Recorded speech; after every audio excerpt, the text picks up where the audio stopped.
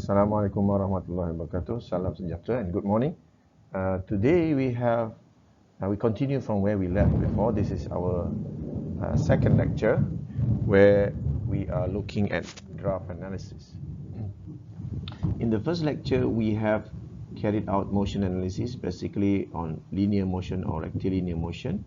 And for example, most of the time, we look at the motion of a particle.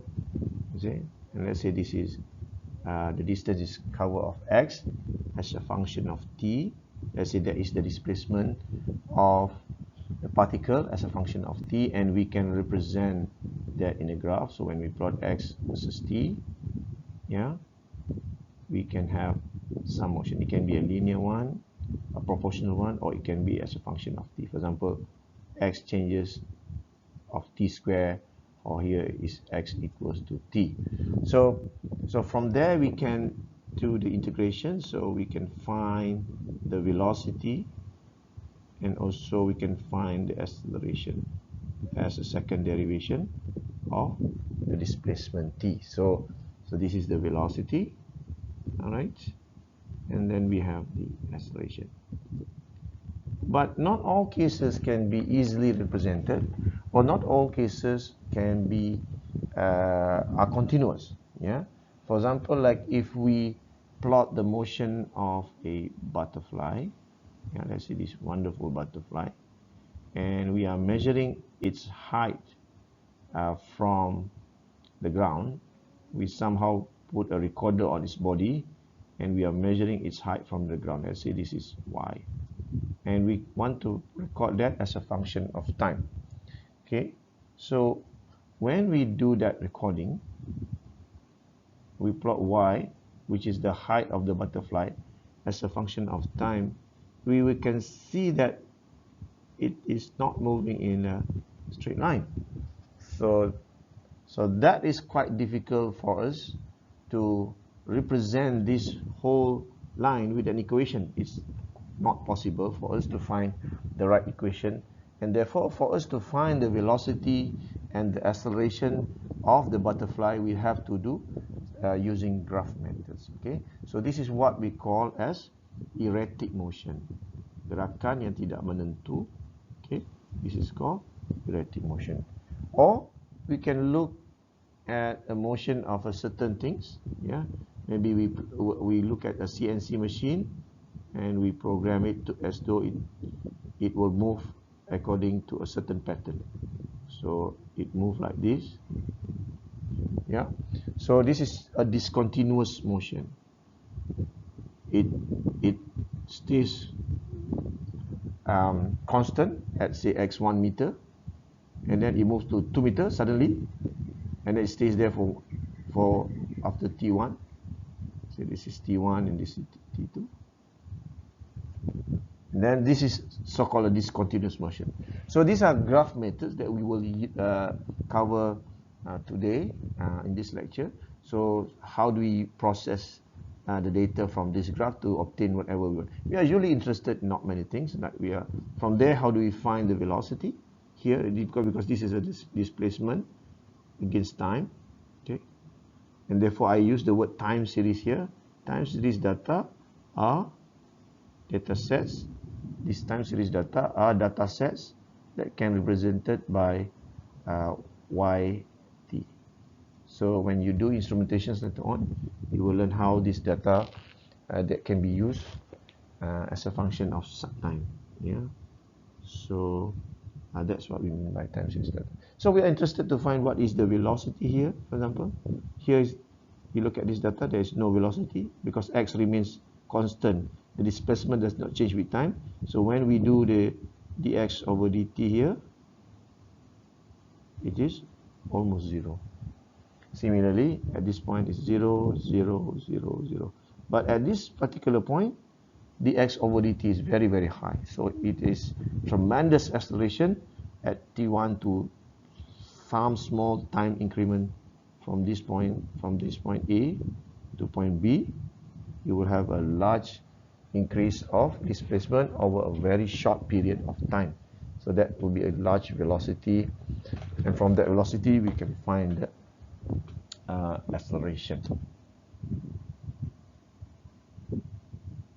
let's cover the first part, which is the ST graph. S is the displacement, yeah, S is the displacement, and T is time. T is time. So what we have is graph displacement versus time, and usually what we wanted to do is from here we want to construct the VT graph. V is velocity and T is time lah.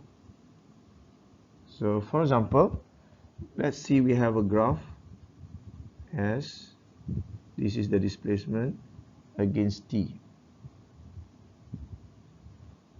Yeah. And I am doing this graph, and we are interested to find the velocity at time. Let's say this is T1 and this is T2 and this is T3. So what do we do? How do you find the velocity at a particular time? What we need to do is we have to find the gradient at that particular point. So I have to draw a tangent to this point, yeah, and then I find the gradient here. Yeah, this is the tangent and that is the gradient. So let's put gradient here as m1. Okay, and I have to draw a tangent here, and I find the gradient here. Let's say this is m2, and I have to draw a tangent there at T3, and I have to find the gradient there. Yeah, so that m3. Okay, so m's are the gradients. So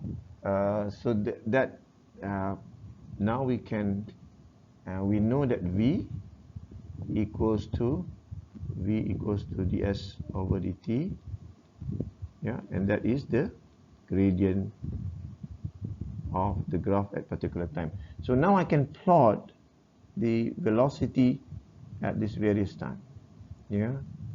So s, this is v as a function of time. I've got here T1 and then T2 and then T3. Yeah. So what happened here at 0 when time equals to 0? Definitely the velocity is not 0. So I also need to find the gradient here. Yeah. Let's say I know the gradient at m0. Yeah. So that is the value of m0. So let's say this is the value m0, and gradient 2, it's getting lower and lower. The gradient is getting lower and lower. So I have m2, and then I have m3, m1. This is m1, and then m2 is almost 0. So I put that m2 there. And then when I'm at point T3, gradient becomes negative. So there's a value here, like it's a negative value here. So let's say this is a positive value, 0, and a negative value there. So like it's not a straight line, but let's say this is my VT, velocity against time. So from here I've constructed the VT graph. So simply put, we find the gradient at a particular point on a ST curve to find the velocity of the particle at that particular time. So that's how you construct the VT graph. So that's how we do it. The next graph is the VT graph, or the velocity time graph. And from here, what we wanted to plot is the AT graph. By now you should know what A is. A is the acceleration and T is the time, yeah. So we want to plot the acceleration versus time. For example, we'll start with an example. So we have a velocity V against T graph. So if I were to start from initial velocity, and I've got this kind of profile where we start from initial velocity v subscript naught, and then it started to increase, and then it started to decrease, and then it falls to 0 and falls to negative. Yeah, so that's our time. So again, we want to find, let's say this is a straight line. Yeah, so this is t1, this is 0, t1, t2, t3, t4, t5, t6, and t7. Yeah, so and so on and so forth. So in order for us to find the acceleration, what we do is at particular time we find the gradient of the graph. So if I need to find the gradient of the graph. Let me change the color of this. So the gradient here, for example, at 0, gradient here is almost 0. So I put that m0 equals to 0. And this is almost like, let's say this is the suddenly increase. So let's say this is also the gradient here is m1 equals to 0. And then you've got this m2, that's the gradient. And then you got m2, and then m3, you suddenly see the gradient change to negative. Yeah, so that gradient is negative. m4 is also negative. This is the gradient, m5 and m6. Yeah, m is the gradient. Nanti tak ada orang tak faham m apa ni. M is the gradient of at particular point. Okay, gradient at m1 ada gradient at time 1, time t1. Yeah, so I'll draw it back here in case you don't understand. So if you have a curve, that particular t, so the gradient is, you draw a tangent to that, so this is a tangent to that, and you find that gradient. So m1, so m1 is the gradient.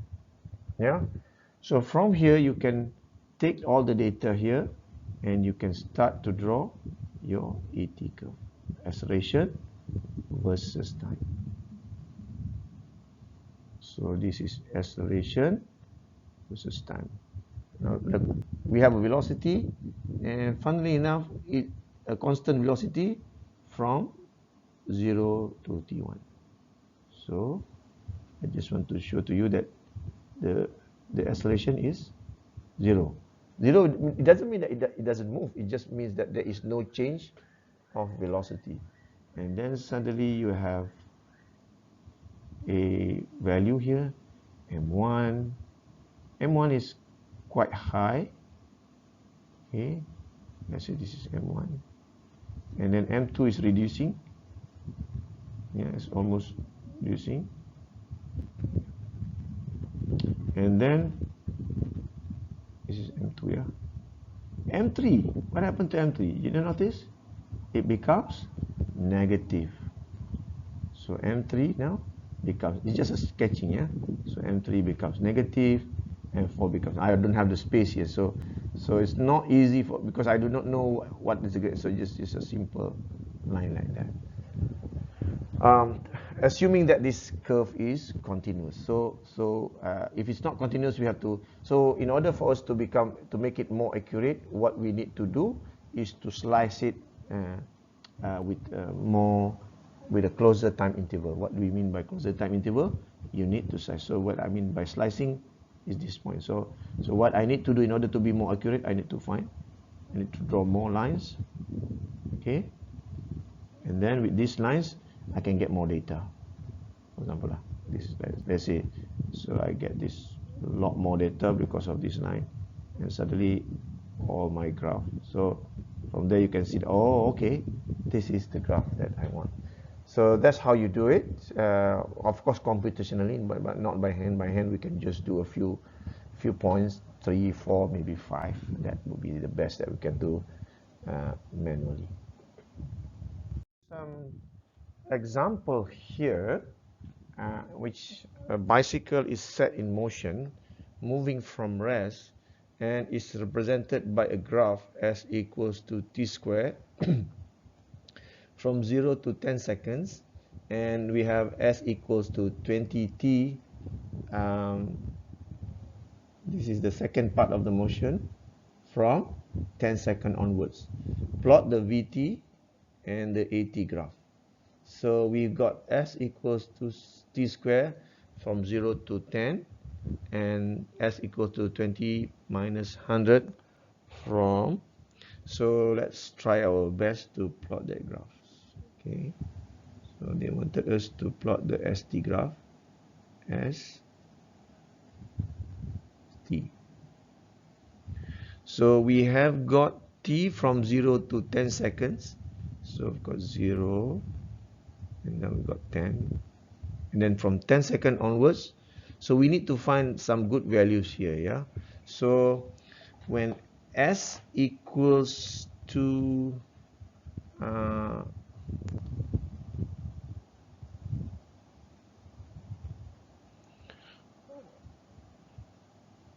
when s equals to, let's plot some value here. When t equals to 0, s equals to 0, yeah. When t equals to say 5, s equals to t squared. T squared is 25. Where do I get this t squared? Because from 10 to 0 to 10, the function is given, yeah, s equals. So up to 10, t squared, we get 100. After that, there is a change of profile, because here s equals to, from 0 to 10, s equals to square. At 10 seconds onwards, it becomes 20.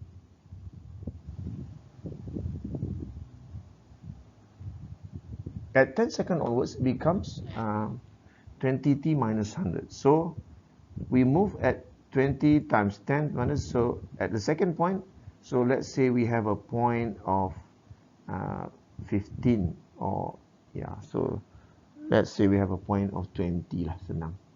Okay, so at the point of 20, s equals to 20 times 10. I'm looking at this equation here. So 20 by 20 is 400. 400 minus 100 is 300. 300. And let's say there's a final one. That's 30. Let's try 30. So 20 by 30 is 600 minus 5 is minus 100 is 500. Yeah. So now I am in the position to draw the graph. It's a simple, it's quite right. So at 10, I got this 10, 20, and maybe 30 here. Okay. So at 30, I need to set the limit here. That 30 is 500. So 1, 2, 3, 4, 5. So I'll just draw this something like 500 here. So this is 500. 20 is 300. This is 500. This is 100, 300, 300, 300. This is 100, 200, and of course is 400. Yeah, so at 20, I am running at 300.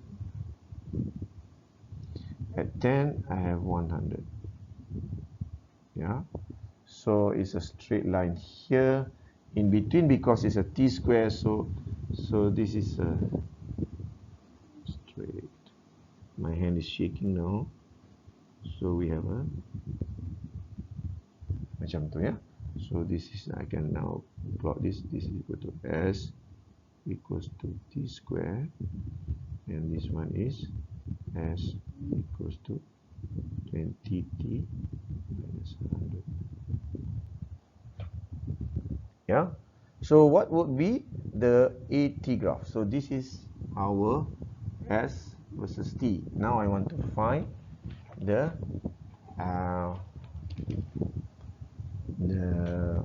VT and AT graph. So what is the velocity at 0? So the velocity at 0, so can I put another column here so that I know this is my velocity, and later on maybe I need to write my acceleration. So at t equals to 0, the gradient is here, v equals to ds over dt equals to t, and is 0. But if I draw it correctly, we can have a 0 thing. So v equals to 0. At this point, there are two gradients here. First is here also.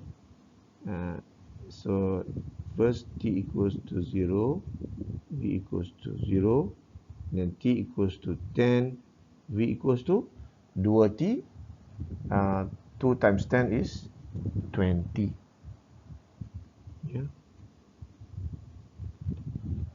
After that, it is, so that is the gradient at this before 10, or almost 10.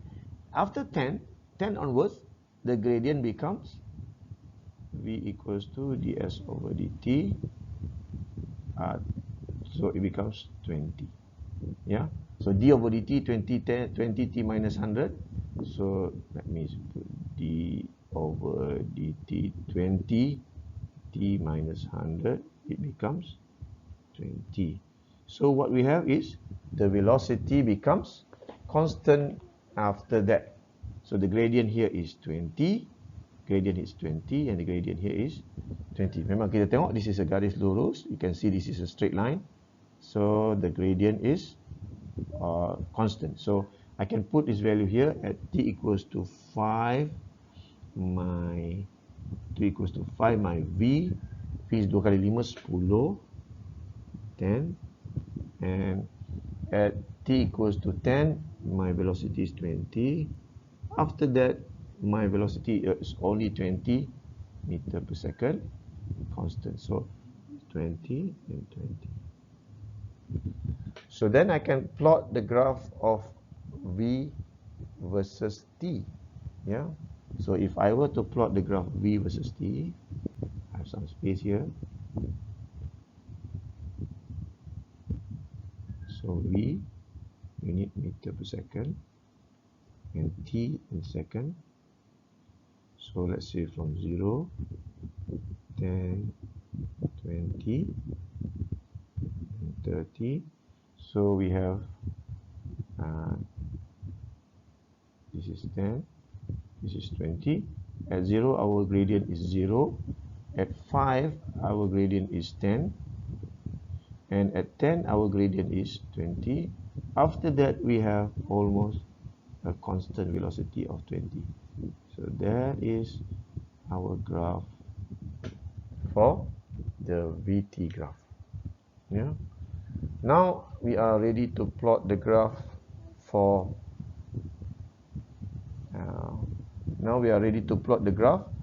the acceleration. So for the acceleration graph, we are going to determine the acceleration at that particular point.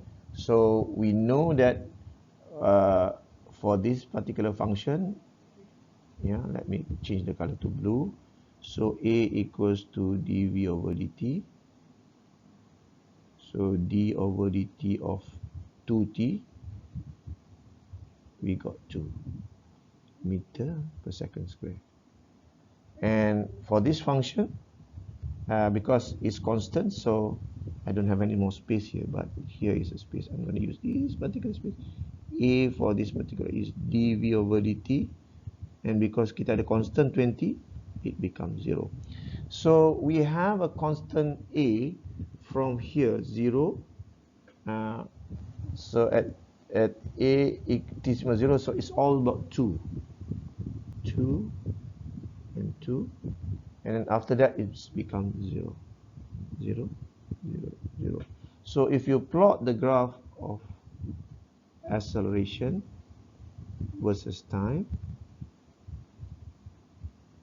0, 10, 20, and 30, we got only two values, 2 and kosong.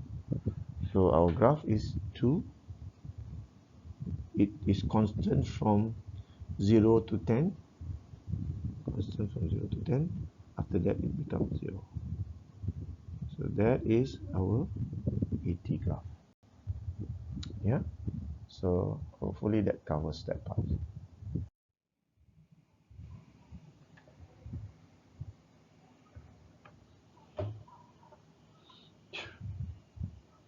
So we have already constructed the AVAS graph just now. So I'm not going to go for that second part, the time needed for the particle to reach position s equals to 400. So anyway, so we've got two equations that we need to consider. This is S, of course.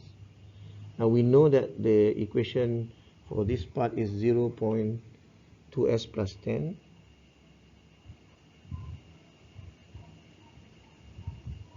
Okay, so that we have got two equations, v dv equals to ads, and we have got v over ds over dt. Now we have to use this second equation because we are interested with the time needed for the particle to reach the position. So we can arrange the equation because we know that v is stated as a function of, s, so that we can integrate with s. So now we rearrange the equation set so that it is in this form. So v dt equals to ds over v. Yeah, so if I were to integrate from time over time, this would be from 0 to t, because we start from 0 time over t, and I integrate this over ds from 0 to actually to s. Yes. Yeah, so I can now put the function here, 0 to s.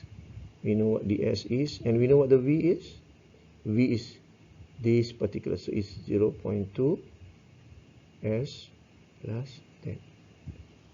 Yeah, so when we integrate that, we will have t equals to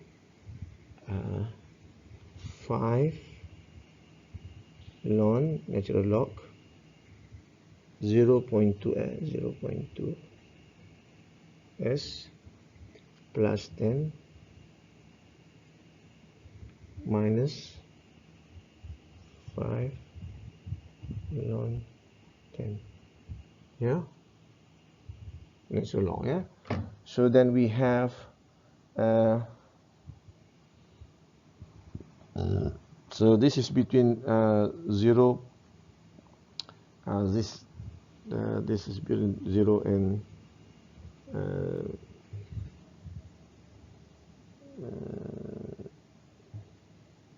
so at s equals to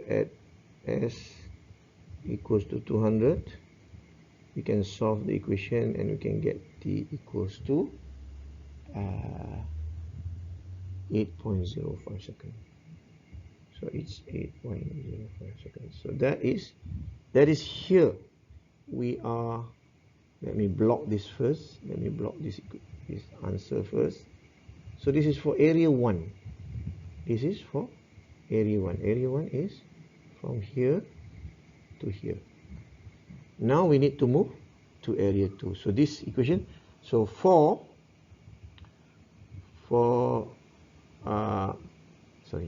s larger than 200 to 400, okay, 200 and 400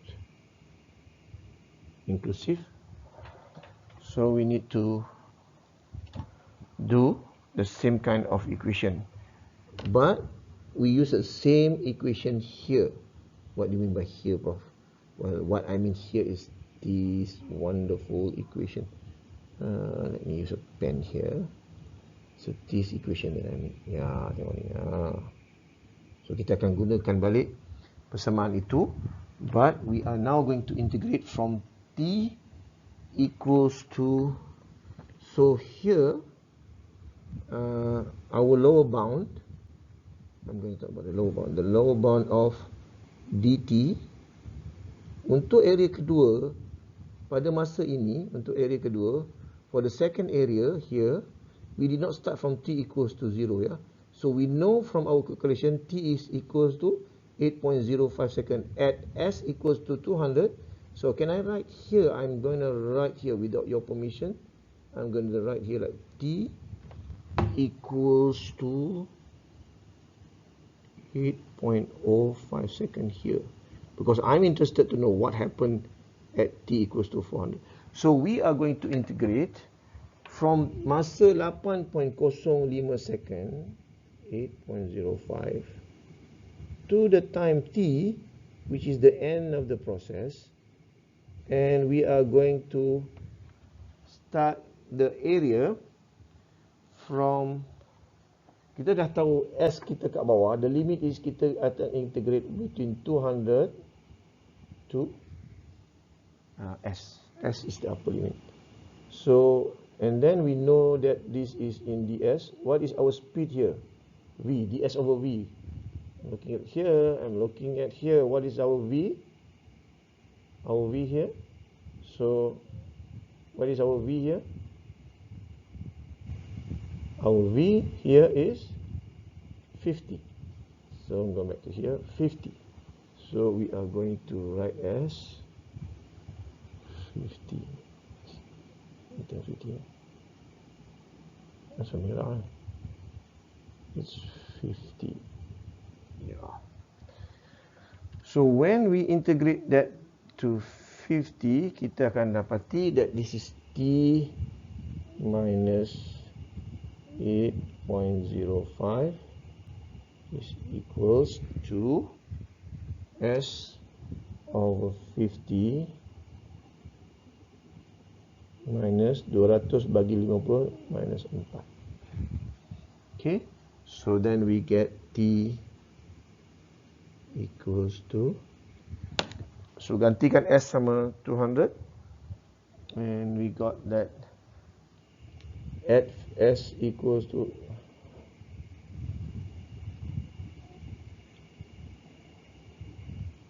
I'm running out of battery.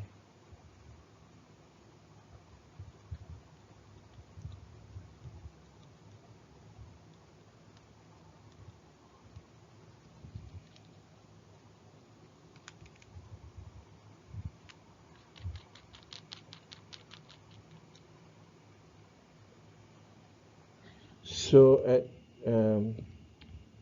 T, so S equals to 400, at S equals to 400, because that was the question. To reach position, to reach the position, how long does it take? What is the time T? T equals to 400 divided by 50 minus 4 plus 8.05. So kita akan dapati the time needed to reach 400 is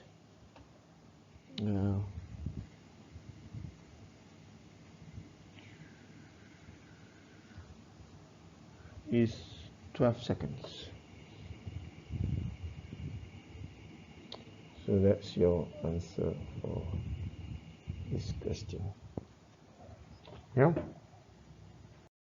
All right, now we come to the final example for our lecture today, which is the example 2.3, the AS graph. Yeah, I've got the acceleration versus distance graph for a test vehicle is shown below. Draw the VS graphs and determine the time needed to travel 500 meters. So we have done that before, I think. Remember the previous example? So draw the VS graph. Tadi kita buat AS graph, now we can draw the VS graph. and then the time needed to travel 500 meters. Yeah. So tadi dia bagi V versus S, now it give us A versus S. So we need to do something else. So let's see what we have. What kind of equation do we have? We still have, let's write the equation. So we still have V dV equals to A ds. That's our first equation. And then we have the time needed is that second equation is V equals to ds over dt. So that's your second equation. So why do I write this equation here? It's just to my framework of thinking so that I know which and how I should think. So I should think in terms of V dV ADS. And I look at that, and now I can see with my eyes that I have these equations that is in terms of A. Yeah. So that A is given in terms of S. So now I know that we can rewrite that again. So we can, because it's integration, A is given and V is not given, so we can rewrite that. So ADS, V dV is, so we can integrate that. Let's do the integration from 0 to V, yeah, and then V dV, and A is 75 minus 0.15 S ds, and we integrate that from 0 to S. This is our S domain, yeah. We don't put any numbers yet. So then we have V squared over 2 equals to this huge thing, yeah, so that we can write 75s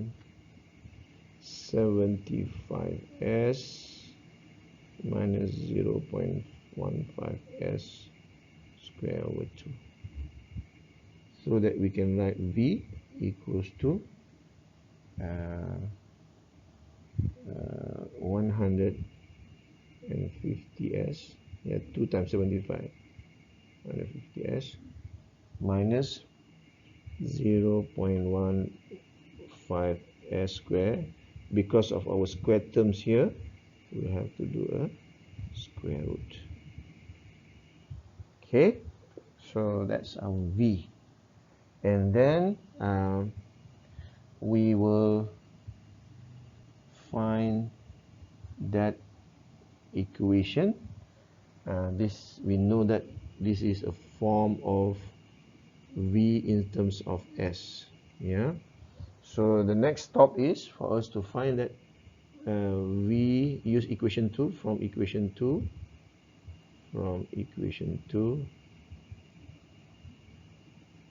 we know that V equals to ds over dt. So we need to find t, right? So we put t here, dt equals to ds over V, and that is the integration between 0 and t, and kita integrate between 0, ds. What is our V? Our V is square root 150s minus 0.15 s square. Okay, and what should be, so at that particular t, 0 to s, and we integrate that as a function of s. And if I'm okay if you stop here.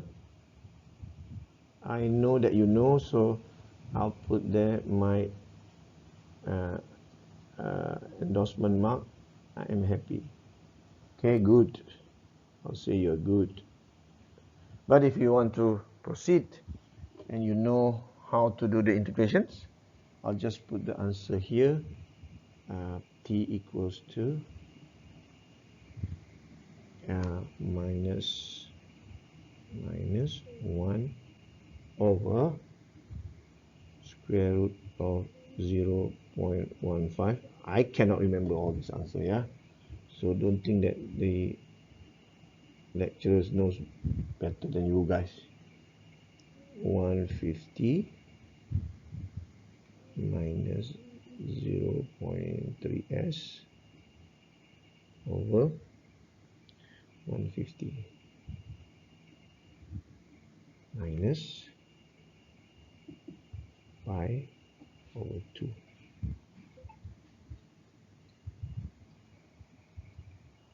So that's the big thing.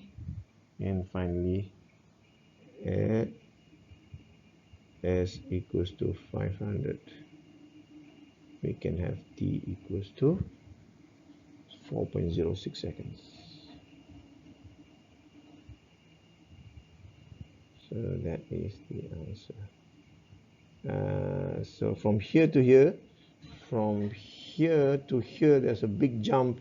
You need to look at the formula in the integration to find. I don't expect you to remember all this, but that's why I said if you are here, I'll give you 9 out of 10.